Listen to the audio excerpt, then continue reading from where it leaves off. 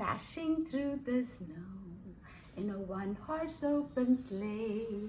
Over the fields we go, riding on a sleigh. Bells on bobtail rings, making spirits bright. What fun it is to ride and sing a sleighing song tonight. Hey, jingle bells, jingle all the way. Santa Claus coming around, riding on a sleigh. Hey, Merry Christmas, children. It's Christmas time, 25th December. And so I thought, let me dress up a bit like the festivities of the Christmas. This festival, Christmas, is celebrated on 25th of December in many parts of the world.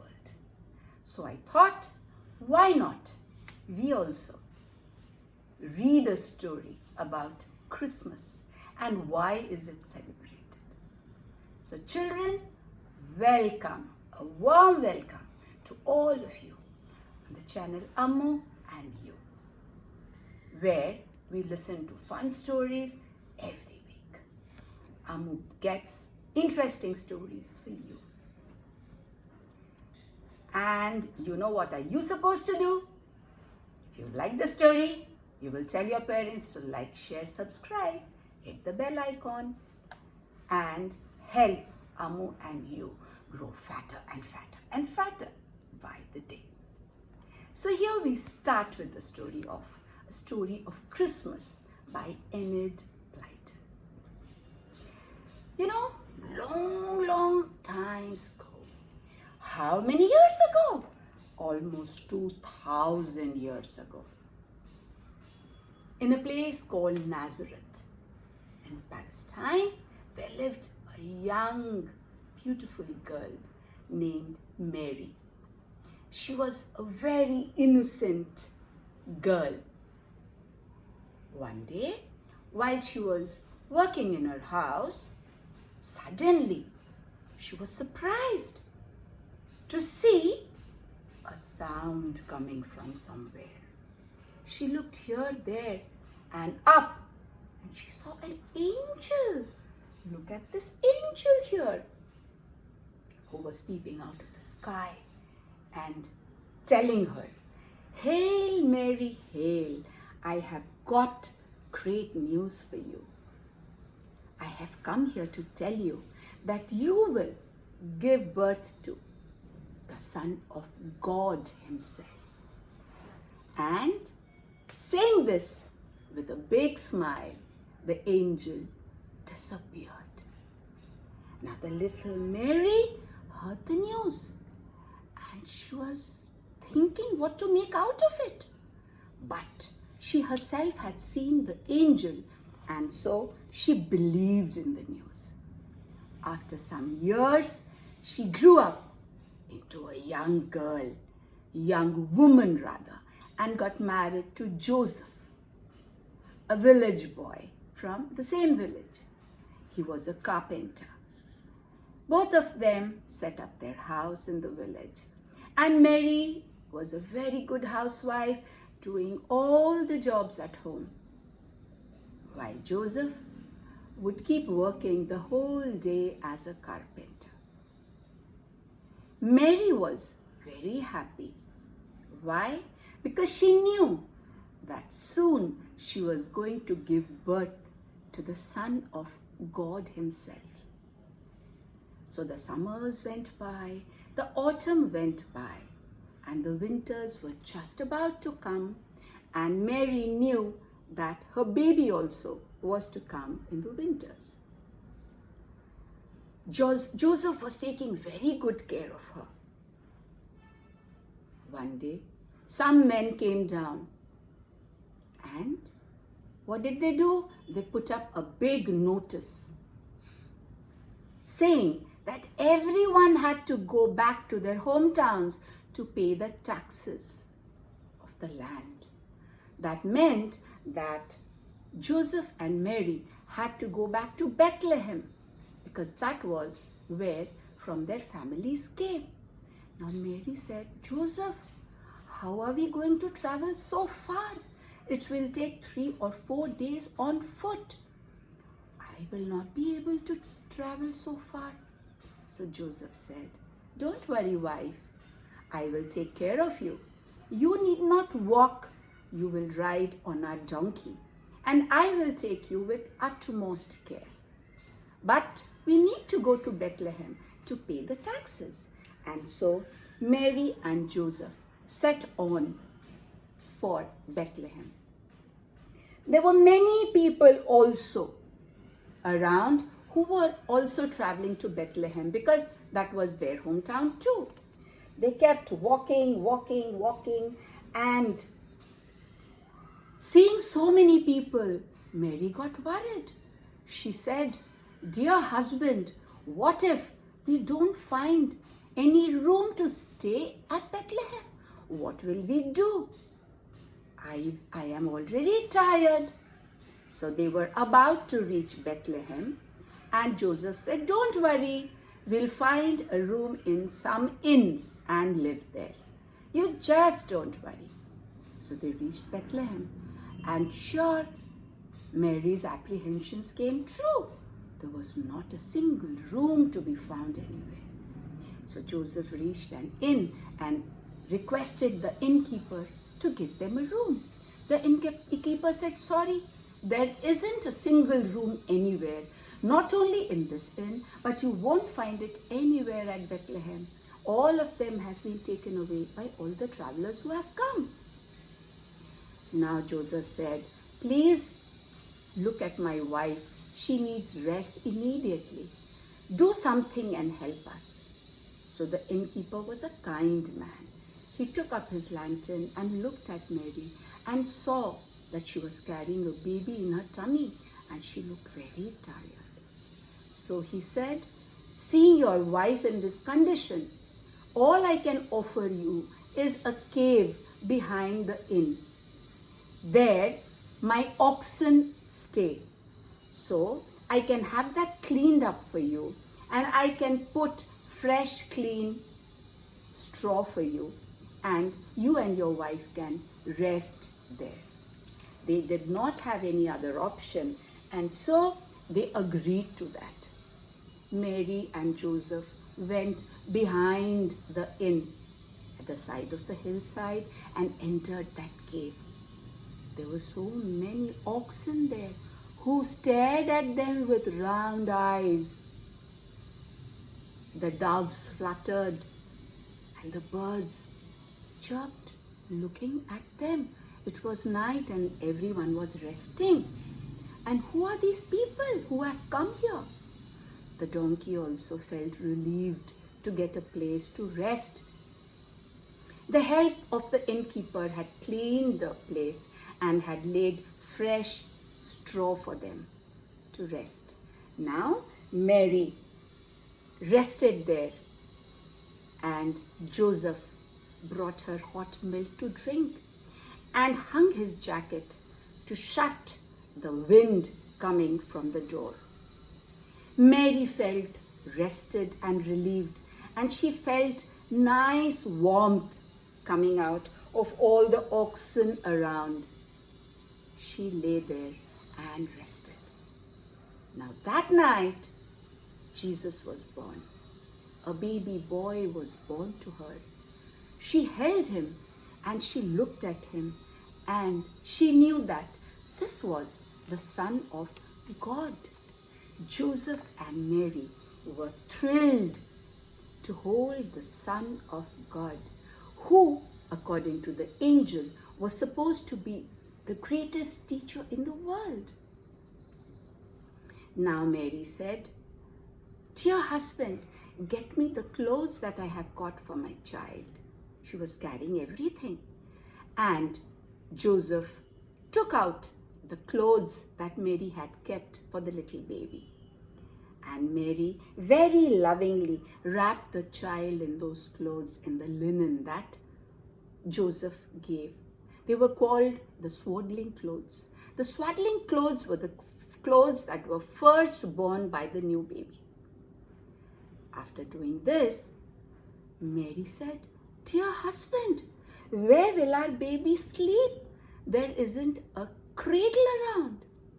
So Joseph said, don't you worry, wifey. Our baby will get a very soft manger. He will sleep there. And he lay a soft cloth over the hay, and little baby, the Son of God, rested in the manger in that cave. After that, Mary, exhausted, fell to sleep. Now, the Son of God was born. The angels were peeping from the sky. But no one knew about this. There were no church bells ringing to announce the arrival of the Son of God. And the angels were so excited to share this news with everyone. What could they do? They went around and they saw everyone fast asleep in the town. But good shepherds were awake. Good shepherds did not sleep at night. They took turns to be awake to guard their sheep from the wolves. So the good shepherds sat there talking and guarding their sheep, when suddenly in the sky there was a bright light. They looked up and saw the face of an angel. They were very scared. They fell on the ground. They covered their face with a cloak and started shivering in fright. The angel smiled and said, there is nothing to fear. I have brought great tidings for you, great news for you. The Son of God is born very close by from this place, just out of the town. The shepherds heard this, and slowly they looked up, and they heard the angel. The angel repeated, the Son of God is born tonight, and he is resting in a cave, lying in a manger in swaddling clothes. And saying this, the angel disappeared. And as soon as the angel disappeared, the whole sky was lit brightly like fire, and so many angels started singing praises of Lord. The whole sky was filled with the singing of the angels and the bright light, golden light. The shepherds kept looking at the sky, amazed. Then the singing stopped, the light disappeared, and everything was back to what it was before. The shepherds spoke to themselves. What did we see just now? Was it really true? One of them asked. The other said, yes, it has to be true, because both of us saw this and both of us heard this. It can't be untrue. So we must go and find this baby, the Son of God. So they quickly ran out of the town looking for that cave and searched for the baby. They reached here and they found, as the angel had said, a little baby wrapped in swaddling clothes, sleeping in a manger. They peeped, they saw, and hearing them come, Mary woke up. She took the child in her lap and sat there gently. The shepherds narrated whatever they had heard from the angel. They said that this is the Son of God. The angels had come and announced this wonderful news. He is going to be the greatest teacher of the world. Mary knew this. She kept on hearing this with a smile. The shepherds, seeing that Mary was looking tired, they left and went back to their place. Now, there were learned men living far away from that place in the east, who would every night study the stars. They knew how to study the stars, and that night they saw a bright star in the sky. Seeing that, they started studying their books and said that this bright star signifies a great happening. It signifies that a great king is born somewhere. We need to go and find him. Now, the learned men were so sure of their knowledge, they told their helpers, arrange for all the precious gifts that we can carry for the Son of God. We can't go there empty-handed. So, they arranged for gold and frankincense and myrrh, and carrying all these three on camelbacks, they set off to find the little baby, the Son of God. They kept on traveling. They followed the bright star in the sky, and they kept on following. They reached Israel, and there they thought that the Son of God has to be in the palace. So we need to go to the palace of Jerusalem. Now, the king of Jerusalem was Herod. He was a very evil king. Now, these learned men went to the palace and met the king. Now, no one was allowing them to enter. So they said, we have come to meet the king because we want to see the Son of God who has been born recently. The servants went and told the king. The king heard this and thought, who is the Son of God? No one is born here. I don't have any child. Now, who is the Son of God? And who can be the greatest king? I am the greatest king. So let me hear what these people have to say. And so he asked his servants to get the wise men in. The wise men came in and they told King Herod that there was the Son of God who had taken birth. But King Herod said he did not know where the child was. So very cleverly he said, okay, fine, please go ahead and meet the child and come back and inform me where exactly you found the child. The learned men set off with their precious gifts again to find the baby, and they reached Bethlehem. They found Mary in the cave, and they saw the little boy in her lap. Immediately they fell onto their knees and offered him what all they had got: gold, frankincense, and myrrh. They were such precious gifts that the learned men, wise men, had got for little Jesus, as he was named. After this, they felt so happy and blessed that they thought they must go and inform the king.